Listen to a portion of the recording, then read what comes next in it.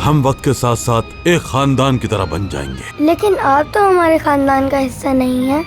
अब तो हम भी आपके खानदान का हिस्सा हैं मर्द साहब। अलमास आपा के पेट अच्छा बस में- तैयर साहब, इस बात को तुम हमारे बेटे से कब तक छुपाना चाहते हो, ये बता दो बस मुझे। हम दोनों ने बात की थी उसके साइकियाट्रिस्ट से, रुकना था 3 महीने। बस करो तुम्हें शर्म नहीं आती कि अपने बेटे को धोखा दे रहे हो ताकि मुझसे शादी ना करनी पड़े तुम्हें? हाँ? अगर तुम वाकई अच्छा बाप होने का दावा करते हो तो तुम्हें बच्चों की माँ से शादी करनी पड़ेगी।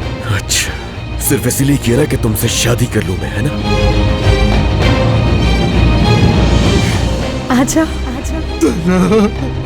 मैं आपको ऐसी चीज दिखाऊंगी कि आपको नूर से दोबारा बात करने की जरूरत भी नहीं पड़ेगी। दरवाजा किसने खोला? लगता है हमसे पहले ही कोई मेहमान आ चुका है। हीरा साहिबा, आप घर में हैं या?